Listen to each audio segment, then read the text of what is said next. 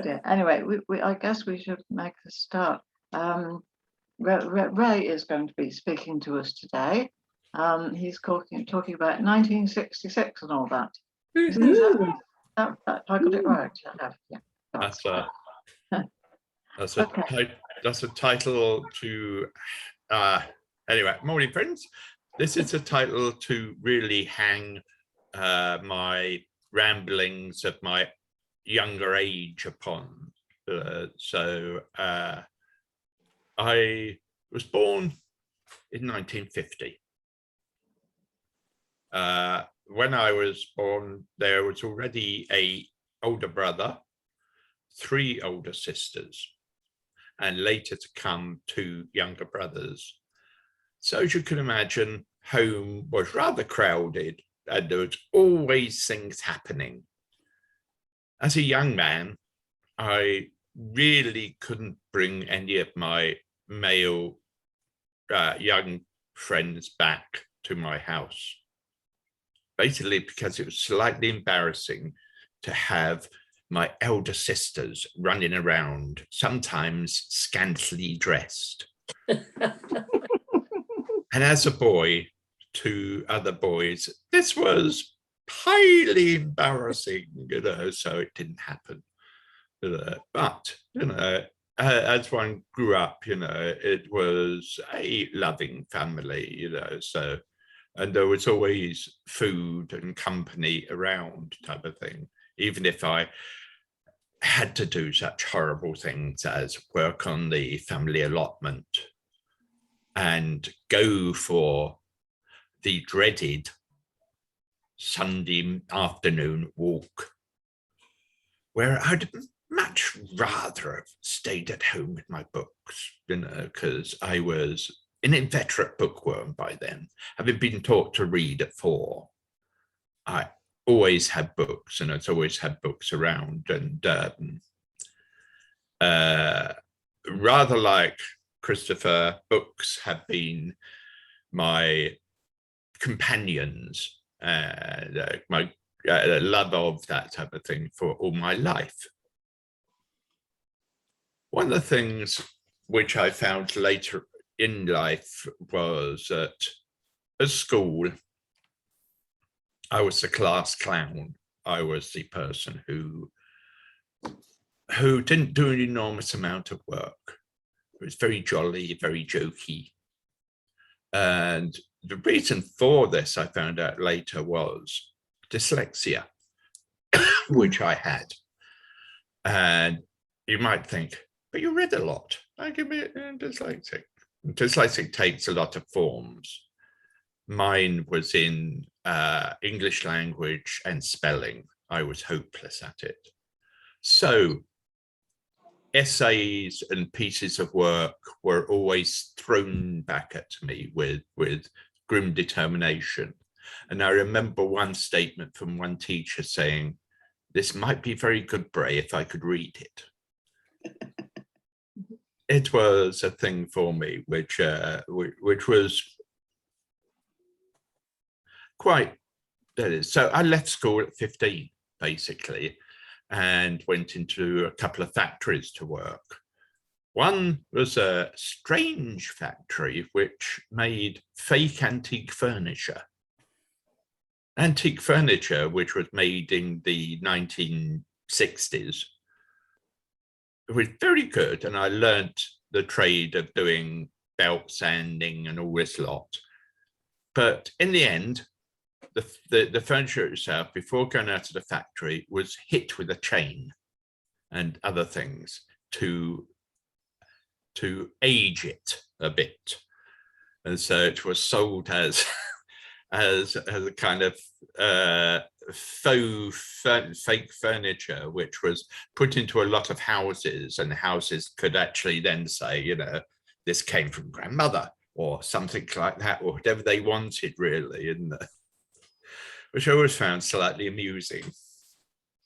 The other factory which I worked in made commercial housing heating systems.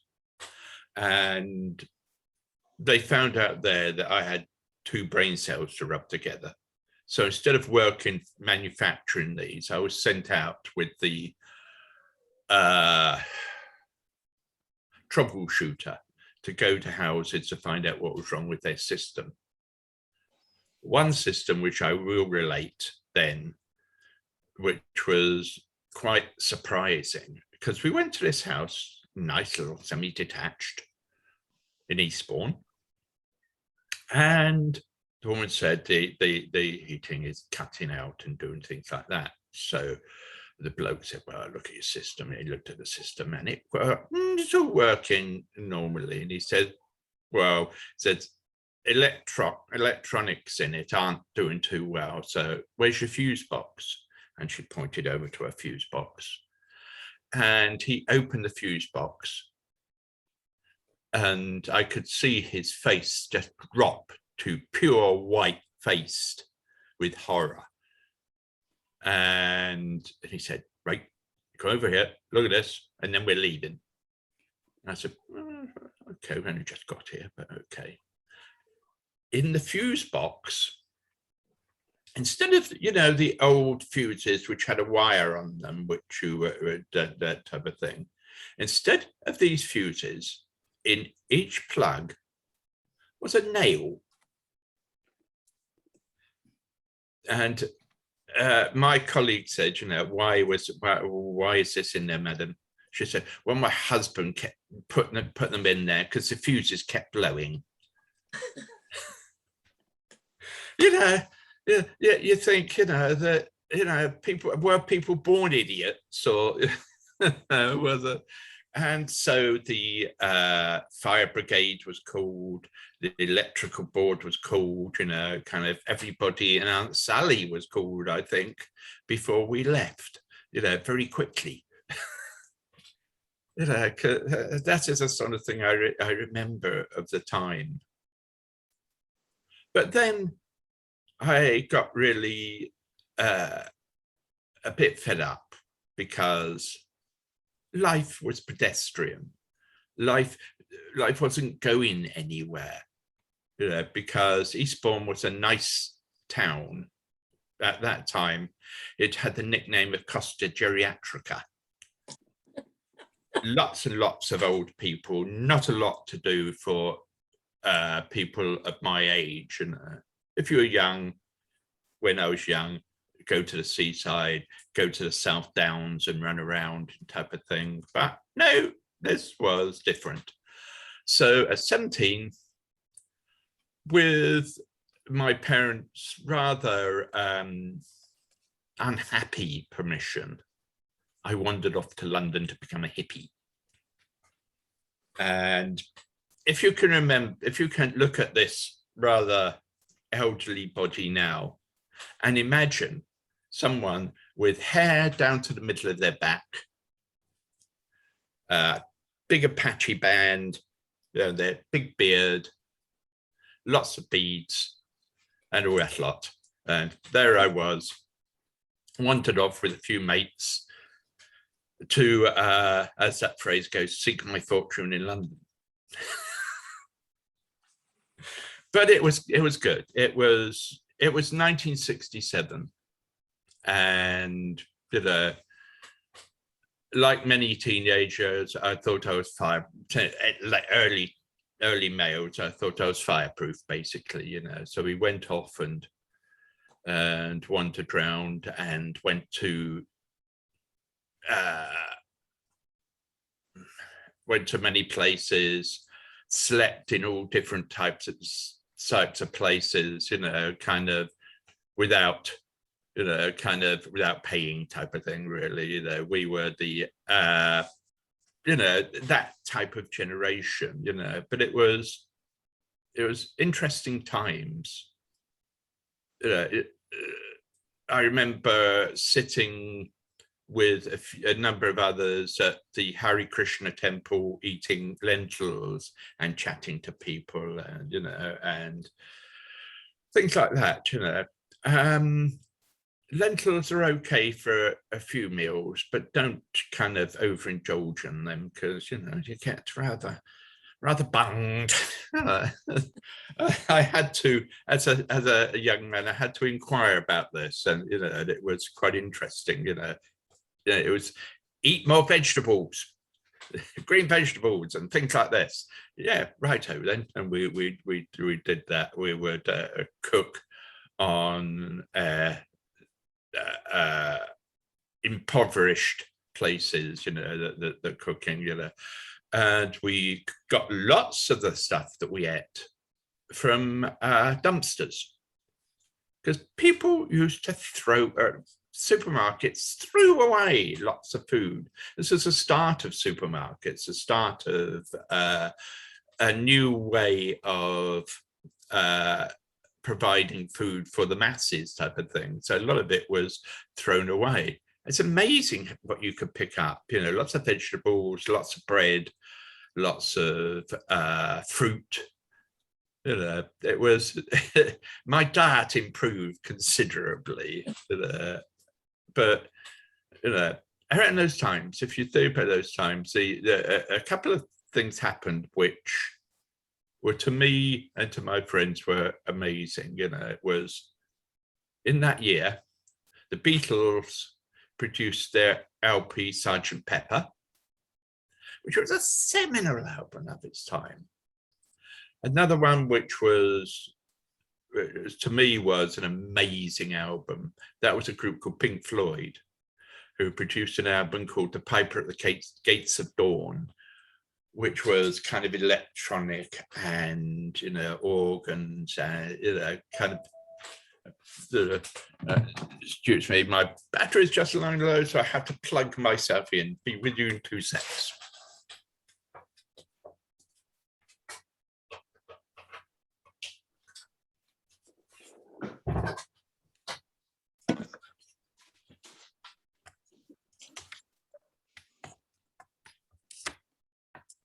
That's better. I'm plugged in. And for those who remember these type of things, this was the first year of colour television. This was, to a lot of people, this was amazing. And we only saw it by looking in shop windows where the televisions were to see these colour televisions, because obviously none of us had it in. You couldn't have it in your squat because it wouldn't be very good. But and the other thing, which was a really major thing, was the government passed a law to decriminalize homosexuality, which to thousands of people across England was a major piece of law, which we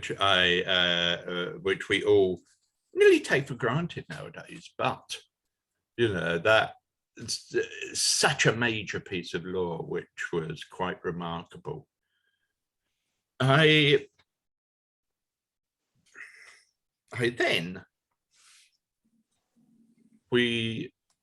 remember the times basically of sitting or laying a lot of the times in Hyde Park and listening to music that was coming across from many people there. And occasionally with the cigarette, which was kind of imbued with other substances, which was quite amusing in that sense, because it was soft. It was not the sort of the nastiness which goes around at the moment. This was blissful stuff, it's the sort of stuff which you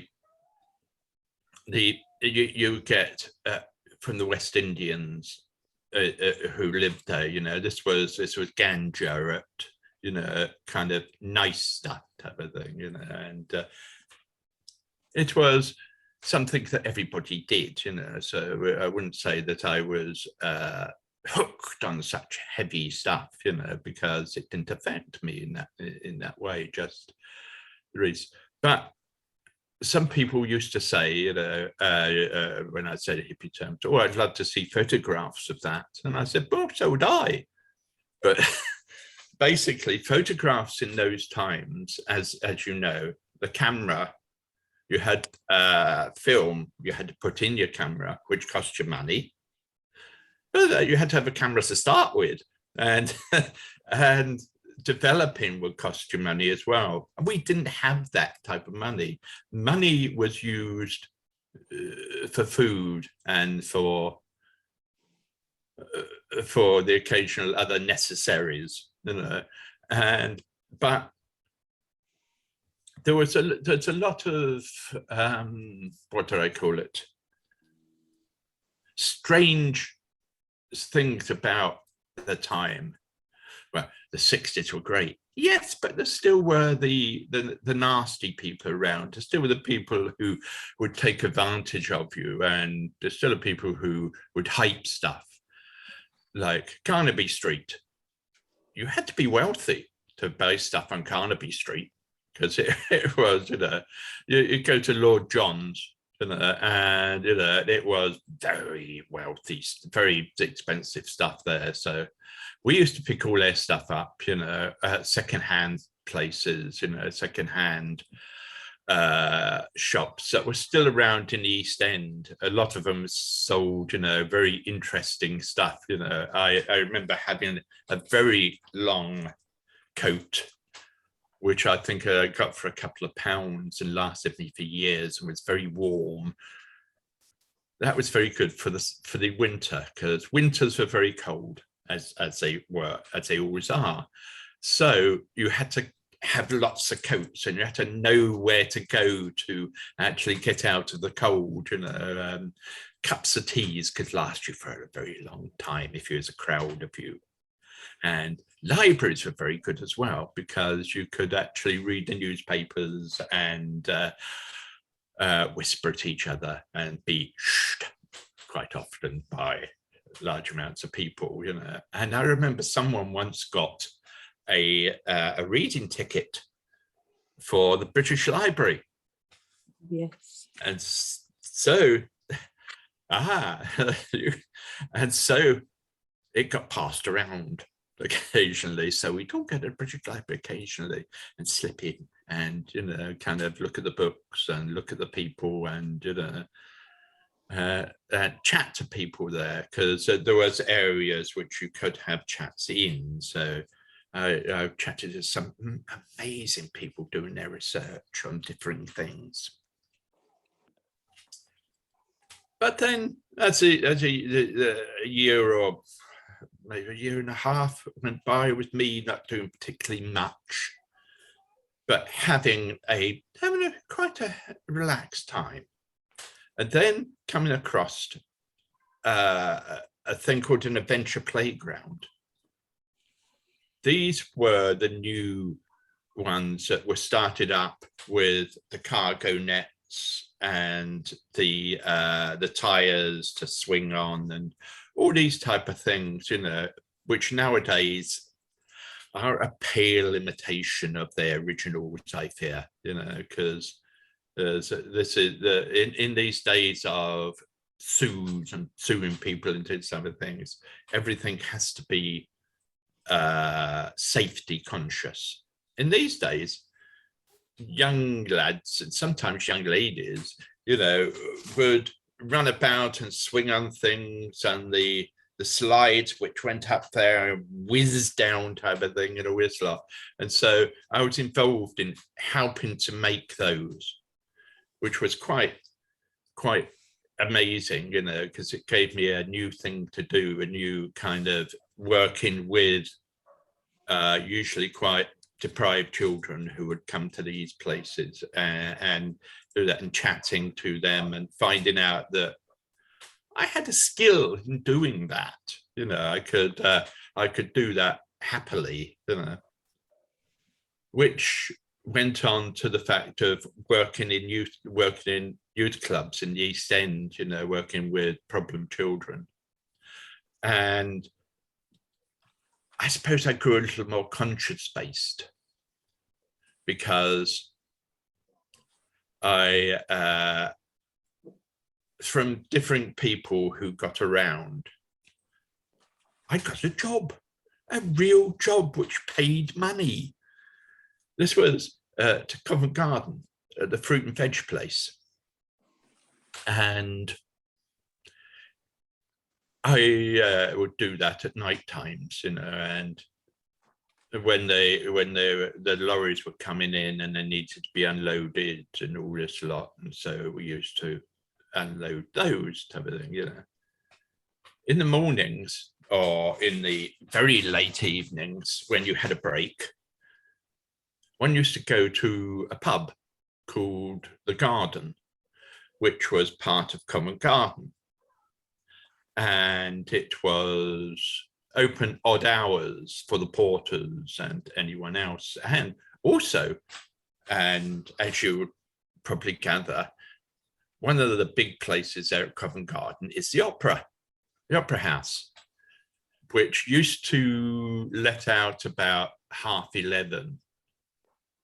And the people from there used to come across to the pub because it was cheaper there than to buy drinks at the bar at Covent Garden, because they were amazingly expensive.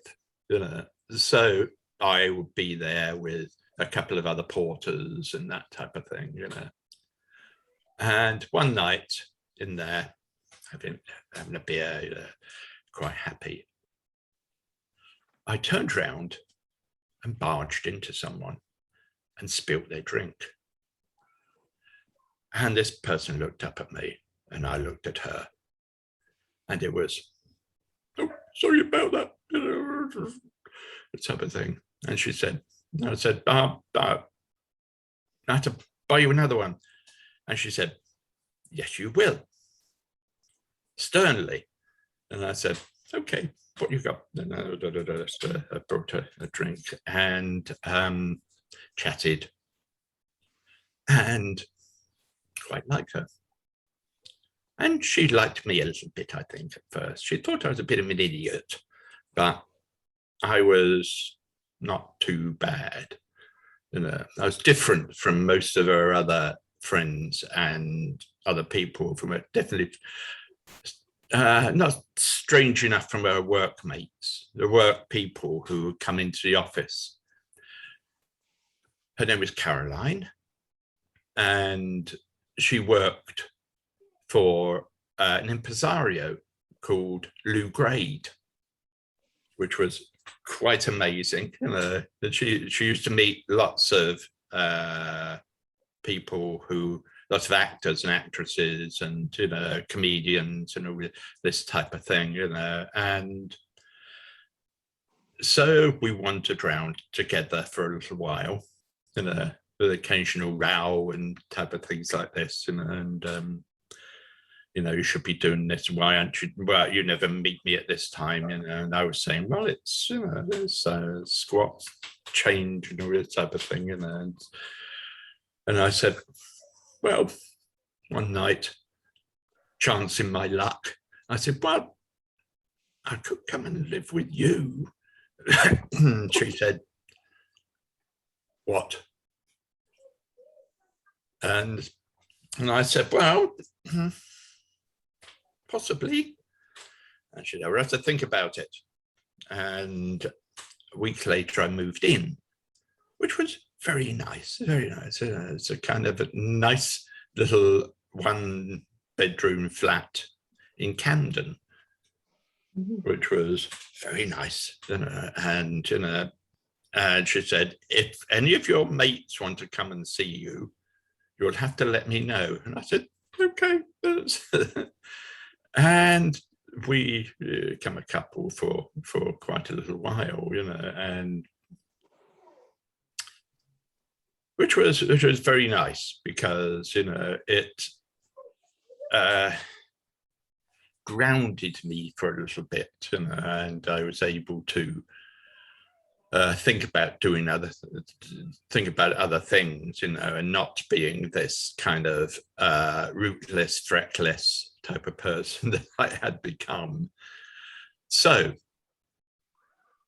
I thought about it and carried on doing work within the youth club type of thing, you know. And one of the things which I said that I would like to be able to do is take a lot of them away for a weekend or something like that, camping, you know, somewhere like that I mentioned, Hay, because I'd been there as a hippie, you know, and you know, where we used to go into the Wales, go to the teepee village and stuff like that, you know, and go camping there with, you know, the tent. And we used to go to places like Glastonbury and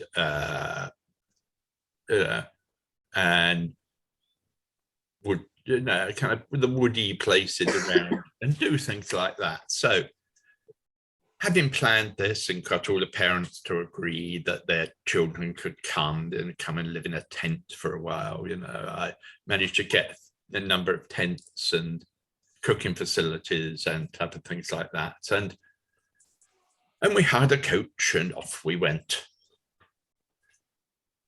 Camped in a field, which was awfully nice because, you know, it was not the sort of thing they'd done before. Some of them hadn't been out, not just out of London, they hadn't been out of their part of London. So this was kind of a adventure for a lot of them. For the big lads, it was, you know, adventure, but they wouldn't say they wouldn't show that they were excited, because that would mean that they were, you know, showing emotions or something like that, and God forbid they should have emotions, you know. So which even today amuses me. So we went in, and I got one of the youth clubs in Hay had a few canoes, so we got a few of them to try canoes in the river and all this lot, and we swam and done things like that and cooked food. Well, I cooked most of the food actually, because most of them, you know, couldn't boil water, let alone do anything else. So it was that type of thing, you know. And one night there was me sleeping in my tent, happily knackered, you know, sleeping in my tent, and suddenly the tent was shaken awake by a couple of was it two? I think it was two. No, it was three lads who were standing there, quite scared look on their face. So me being a bit grumpy, you know, said, "Well, what is it? What's the matter with you? Go on." And they said, right, we've just heard a horrible noise. It really is quite scary. I thought, quite scary for big lads of the East End? Nah. And suddenly it went again. And they said, "There, look." And I went, "Oh, for goodness sake." I said, "It's a fox." And they went, "What?" I said, "It's a male fox calling, no, it's a female fox calling Mr. Fox, saying, 'Come over here and let's have fun.'"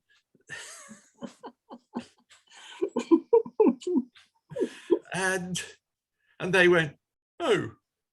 And I said, "No, go back to your bed." So they went back to bed, and it was okay to the next morning, you know, when they got up pretty early and kind of hung around me like that and said, "You're not going to tell the girls, are you?" And I said, "I don't know about that. It really depends." rotten and mean of me, I know, but no, I never did, and because it'd have been awkward for them. But the next day, as we was going on the way back, then at the end of the weekend, it was a Sunday afternoon, and we went to this old mansion, which was open to the public type of thing. So we were wandering around, and suddenly across the ground came these peacocks. And the young people looked at them like this. And suddenly the peacock went whoosh, a beautiful tail. And one of the girls looked at it and said, "Wow, it's amazing. Does she do that often?" And I said, no. She does it. She's over there. That's the male. He's showing his prowess and saying, "Look at me. Aren't I amazing?" And so then this was just stunning. And I said, it's male peacocks, they always do that, kind of show that they are bright and beautiful. And a lot of male birds do that, and they were just stunned by this. So when we got back to London, I, without them knowing it, I'd purchased from the shop there some peacock feathers which had been dropped off from the birds or this lot, and presented them to these girls, one to each of these girls. And I was their very bestest friend then, because they could take these home and show them to mum, this is what we would do. It was a wonderful, wonderful weekend, and encouraged me in youth work in that type of thing, But the last bit about the youth club, which I would like to share with you, is we were sitting around one evening, and because with a lot of teenagers, they don't do a lot, they sit around a lot. And so we're sitting chatting, and they said, "Bray, what do you do when you're not here?" And I said, "Well, I go to the pub. My dad does that, type of thing, And I go to the theatre, and I go to the ballet, and ballet's for puffs." No, it's not. And I said, think of a ballet dancer in Swan Lake or something like that. I said, he has to dance across the stage and pick up this woman, straight away, boom, up like that, no bother. I said, do you think he would do that if he was? And they went, and I said, okay, one of you, and I pointed at blokes, one of you, go across there and pick up Tracy. If you can, if she allows you to, of course. And they thought, no, not doing that. It's too heavy. And that was the remarkable thing about it, because then I said, theatre. I said, how about us putting on a play for your parents? No, I thought about that, and maybe. So we did one. I cajoled,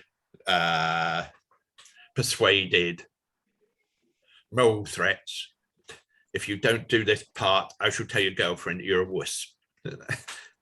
No, so we done it, and we put on a play for the parents for 2 performances, and that was it. Later on, one of the parents came up and said, "You right?" And I said, "Yes." And he put out his hand which is about twice the size of my hand at the time, and said, "Bloody well done, mate. My lad's been out of trouble for the past 2 weeks." Wow. And I thought, "Ooh, good old me."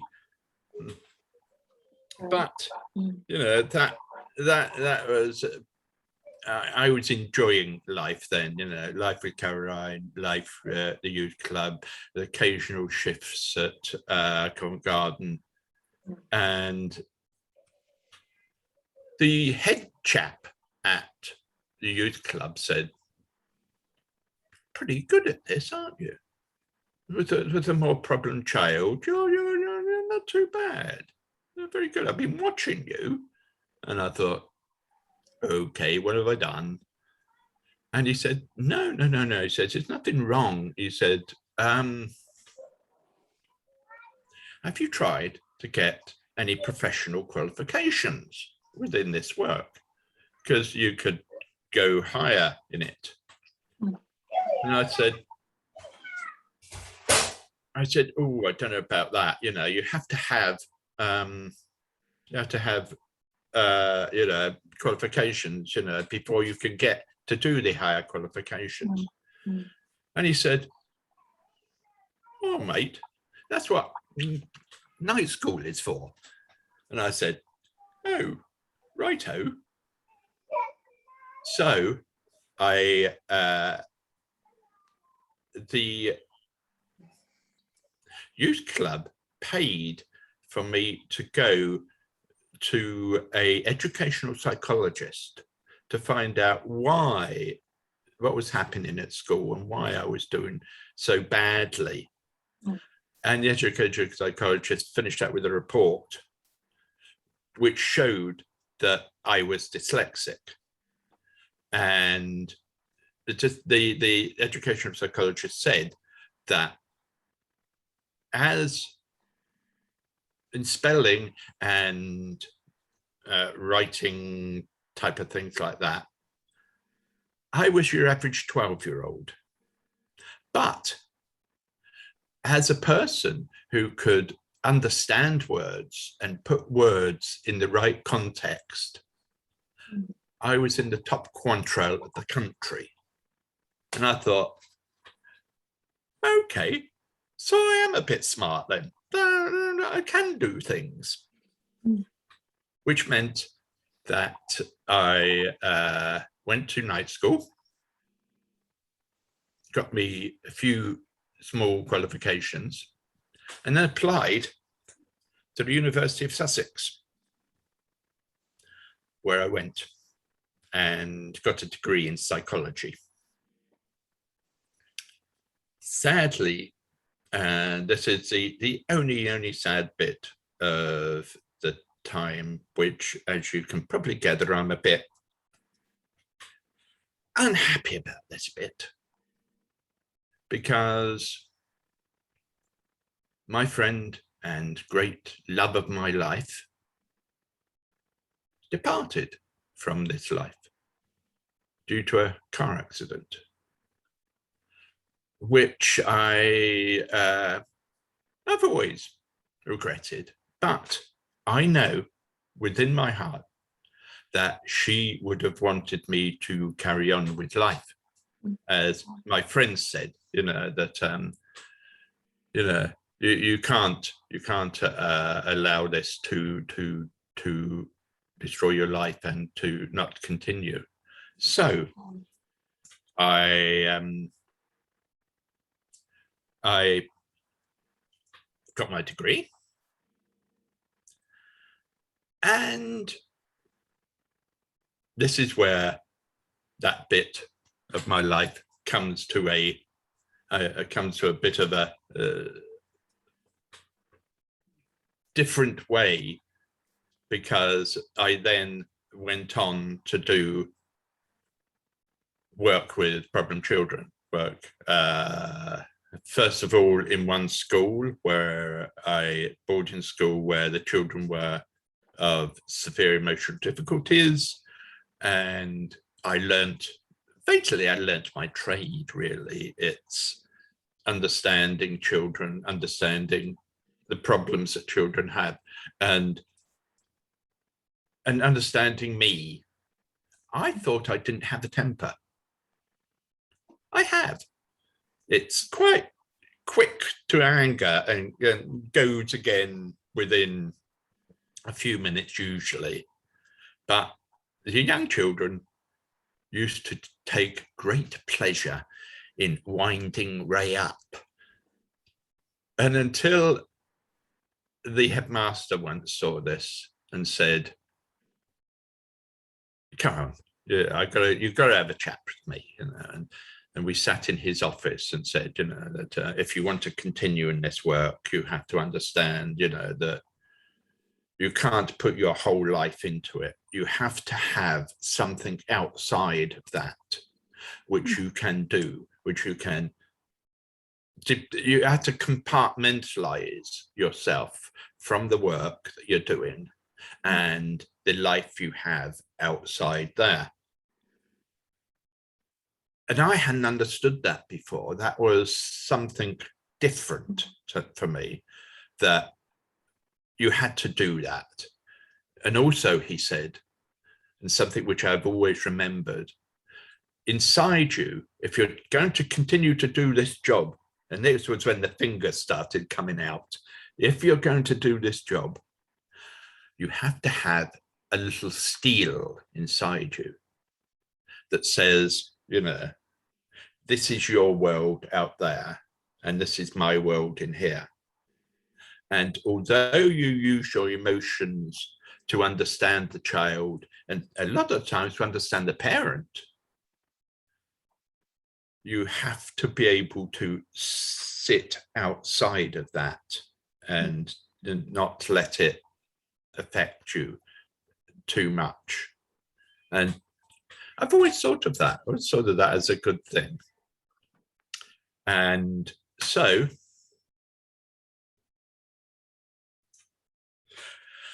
there, I think I will leave it for a while and, you know, and say, you know, does anybody have, I went on from there to do other things. I went on from there to, well, I won't leave it there. I'll tell you the next, the very tiny next bit, you know, which was that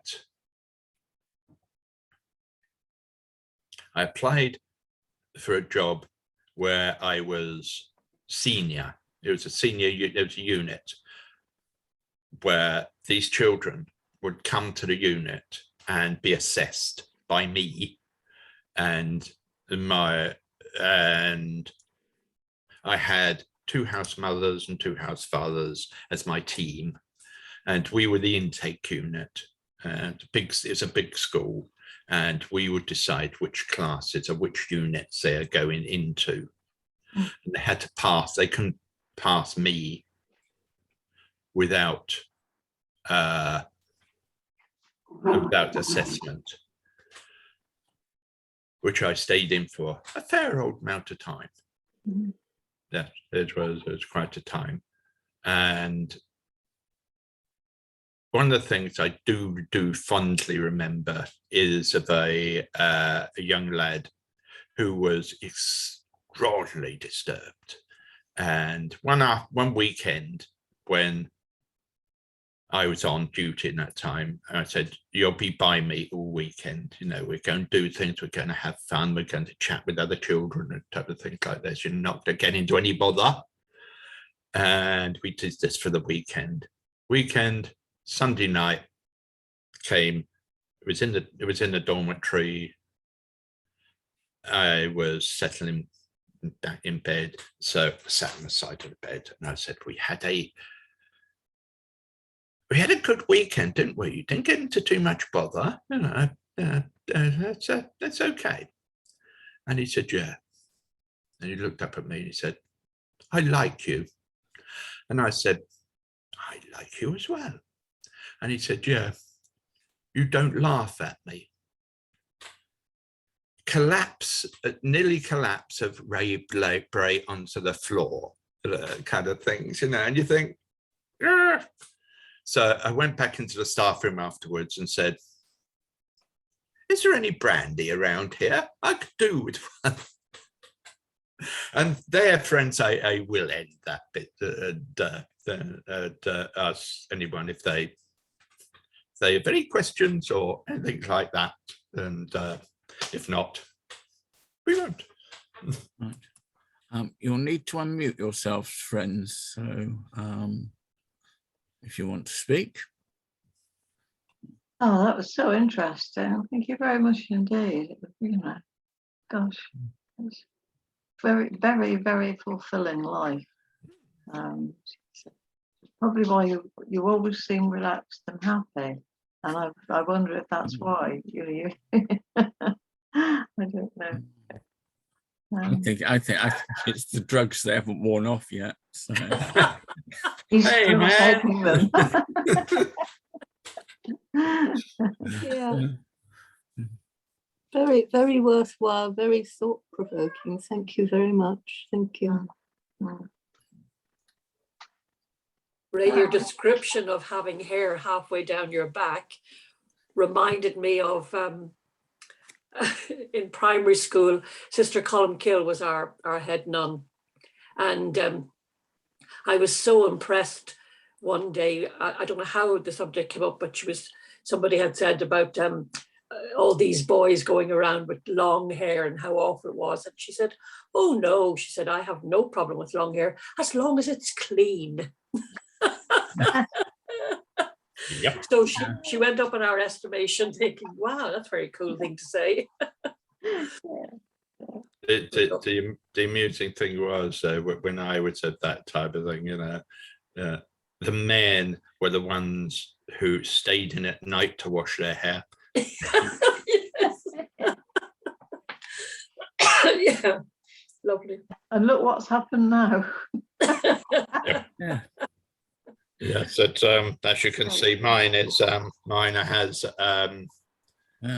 receded a bit, or as my one of my nieces once said, you know, Uncle Ray, you haven't got a lot of hair on your head. And I said, no, dear, it's disappearing. She said, but why? She said, like Daddy, does the hair now grow out of your ears and your nose?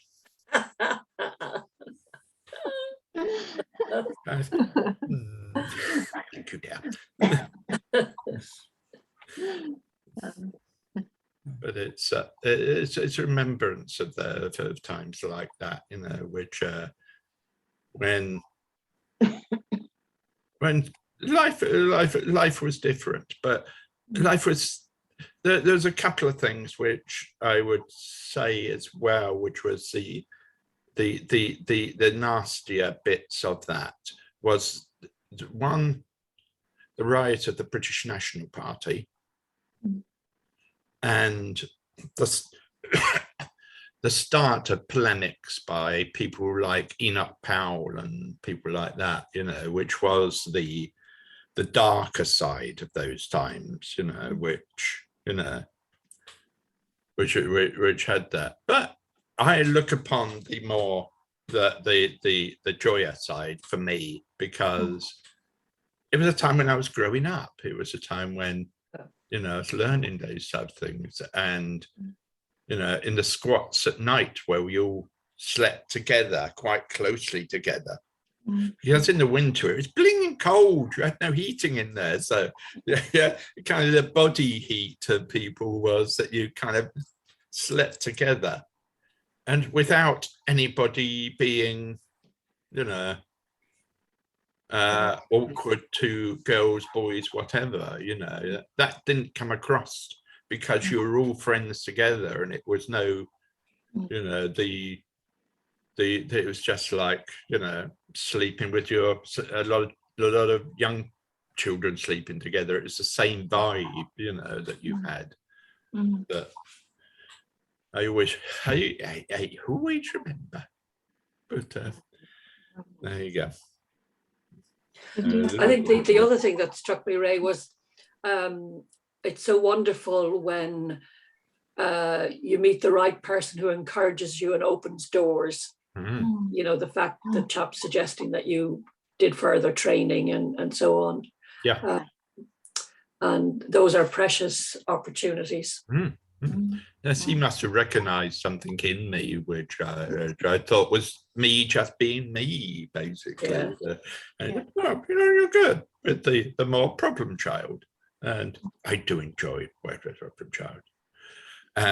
But the other thing is that I have just finished. I decided to give up working with Quaker Children and Young People's Group because I'd done it for over 20 years. And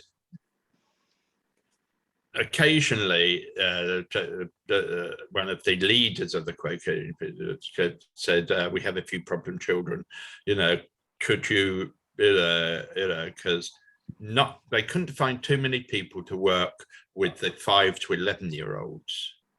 So I used to do that. And there used to be the occasional, what they class as problem children within Quakers. And I would come across them and go, no, they're not. They're nowhere near that. They are kind of, what's the problem type of thing, you know, because, you know, no, they didn't have problems, you know, they were just angry, or they were just teenagers, early teenagers and that type of thing, you know. And you know, one lad was frightened of all the other children, you know, but his mum said he had to come to, you know, the Quaker yearly meeting, you know, and so he came. And I felt that I had another small person sticking to me on the side, you know. But I managed to get him to join some groups and do things like that. And actually, I got him to, when the end of the yearly meeting was, and all the children would go up and they'd produce their minute, as you know, those who have been there. And this lad went up and said part of the minute. And his mother came up afterwards and said, what have you done to my son? He now went up there and done that. He wouldn't even speak at school last year. And I said, well, it's encouragement, saying the right things and doing all those type of stuff, you know. And she said, oh, thank you very much, and sent me a gushing letter afterwards, you know, with a little card from her son saying that he had enjoyed the weekend. Oh, really nice. Lovely, lovely. Like many of us many people who've spoken on this group, it just strikes me, wouldn't it be great if you could have your experiences down in a book or something? I mean, I know we're going to have it on tape, and I'm delighted about that. But have you ever thought about writing it down for the benefit of other people, maybe? I said once to someone, you know, if I done something memoirs, I'd probably get sued. Some of the things are quite juicy. You have to change the names. Yeah, to protect the innocent. Yeah. Yeah, protect the identity. My name is George. I think you should write a play. That'd be more. Now that I Good would. idea. That's a good idea. Yes. Why not? That would be good. I think that would work really well. Or Yeah. you could do it radio. You could do it radio. Oh yes. Yes. Yeah. Terrific. It's a definite thought. I think we shall mention it again and see whether you've decided to do it. Well, you've made time in your life now that you've given up work with children, so you'll be looking for a new project. No. You are. And it would be useful, wouldn't it, to other people working with children It really would. So, be an And the exception. quality of radio actually in this country, you know, is really high. Some of the Radio 4 programs, Very just good. wonderful. It would really, you know, be fit in, I think, to what is already happening, and it would give a really good insight to, Yes. you know, how things were. I You will think on find it. it. I will think upon it. Right. Well, one last thing I would throw in, a very vivid image you gave was dumpster diving, you know, for food and so on. And I'm thinking now, in Pill, we've got the reduction in food waste because the supermarkets are giving the food to be given away free. So people can just rock up outside the resource centre on a Saturday morning. And they've also installed a community fridge for any of the yogurts and things like that. And it's fantastic. And anybody, you know, you don't have to have a letter from your doctor or anything. You know, anybody can have it. Their principal aim is to reduce food waste. So, But Right, yeah. the Bristol Homeless Project have been doing that for years. It's absolutely wonderful. All of the supermarkets work so that the various homeless hostels have good food. It's Yes. really worthwhile, really worthwhile. yes, Oh. yeah.